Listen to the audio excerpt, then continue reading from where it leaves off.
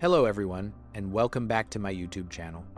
If you love zombie stories not just for the blood and gore, but for the pain, the love, and the slow decay of humanity behind those rotting faces. The stories no one has ever told you before about how people lose themselves piece by piece.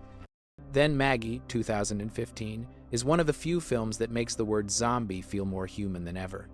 Here, there are no hordes of screaming undead, no echoing gunfire.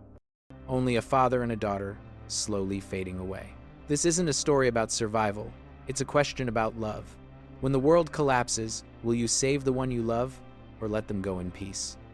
Welcome to Maggie, where death isn't as terrifying as watching someone you love become something else. Maggie, the last days of a human being. The fist, when the bite becomes a sentence. The world has long been dead, dry fields, abandoned cities. The smell of smoke and burnt earth floating in the air. People no longer fear zombies, they fear the time before becoming one. Maggie walks across a barren wasteland, blood trickling down her arm.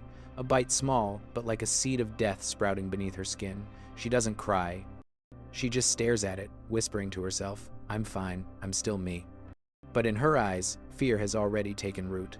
Her father, Wade Vogel, finds her after days of searching. The truck growls down a dusty road, stopping before her frail silhouette in the ash-gray mist. He lifts her into his arms, takes her home. A house that once echoed with laughter, now ticking like a countdown clock. A wooden farmhouse surrounded by cornfields. In the morning, they eat breakfast together. Maggie tries to smile when her father talks about the harvest, but each time he looks away, she hides her decaying hand beneath the table. Wade knows, but he doesn't speak, because saying it out loud would make it real. At night, he sits on the porch, a cigarette glowing red in the dark. Maggie watches him from the window. His face strong, but his eyes belong to a man who has already lost everything. The body betrays, the soul fights back. The virus doesn't kill right away, it whispers. First, the smell. Maggie begins to sense the scent of earth, of meat, of life rotting away. Then taste disappears. The soup her mother once made now tastes like cold sand. Her skin darkens. She wraps it, disinfects it, but the stench of death still leaks. Out, thick and sickening. In the mirror, her eyes turn cloudy as if her soul is being erased pixel by pixel. One night, while washing a knife, she cuts her hand and suddenly feels the urge to lick the blood. She trembles, biting her wrist to stop herself. Her blood drips onto the floor. Bright red, a desperate plea from the human part still fighting to stay. The living are no longer friends. Maggie visits her old friends. They stand a few meters apart, their words short and shaky. One whispers, "I heard you got bitten." She says nothing. But in their eyes, she sees it fear, pity, and distance. That night, she goes to the house where two infected children are locked away. They look at her through a crack in the door, their eyes pale and trembling. No one speaks, but Maggie knows that's her future. Father and silence. Wade stays beside her. When he sees her bandages soaked in blood, he quietly replaces them, cleans her wounds, saying nothing. She looks at him, tears gathering. "I don't want to go. You won't," he says softly. "I'm here." A promise he knows he cannot keep, but he says it. Anyway, like lighting a candle in a storm, knowing it will soon die out. The night of hunger. The kitchen, once warm, has become a silent battlefield. Wade cuts meat, blood dripping onto the cutting board. Maggie stands behind him, her breathing heavy, eyes wide, her heart races.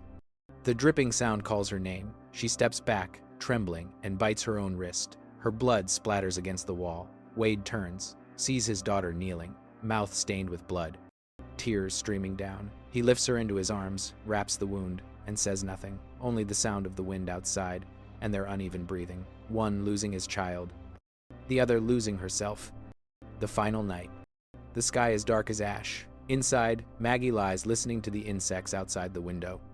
Everything slows: heartbeat, breath, memory. She remembers her mother's scent, the damp wood of their house, the laughter from long ago.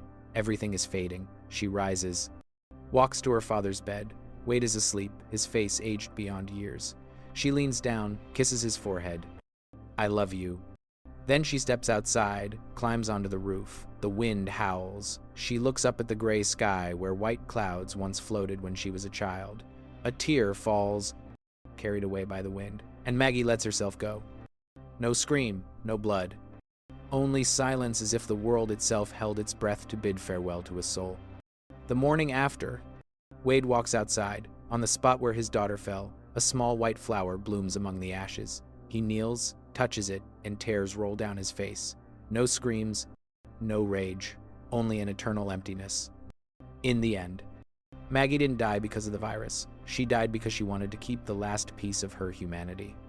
Her death was a quiet rebellion, her way of saying, I don't want to become a monster. I want to leave as myself.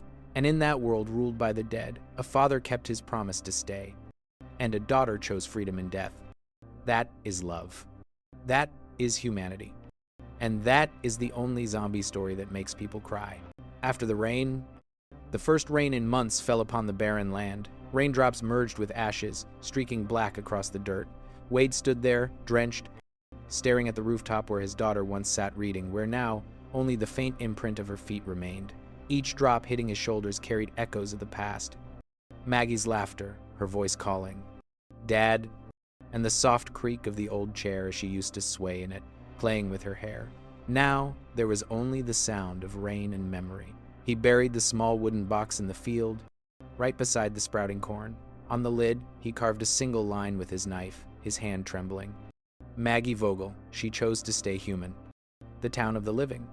Days later, a police truck stopped by the gate. The officer stepped out, his coat muddy, his face tired. You know the law, Wade, he said softly. Any infected must be reported. Wade said nothing. There was nothing left to report. The man's eyes fell upon the small white flower blooming by the porch. He nodded as if he understood, then turned away. The truck rumbled off, leaving behind a flooded road and a father who had already kept his promise. The days after, Wade still woke early, still made coffee 2 cups, one for himself, one for Maggie. He didn't speak to anyone. He fixed the fence, watered the crops, cleaned the table. The house stayed neat, as if she still lived there in the breath of wind, in the light slipping through the window, in the imagined footsteps echoing at night. Sometimes he woke up, certain someone was standing by the door. When he turned on the light, only the curtain swayed, and the scent of white flowers lingered in the air. The letter never sent. One morning, Wade found a small notebook under Maggie's pillow. The pages were messy, the handwriting uneven, some lines smudged by tears.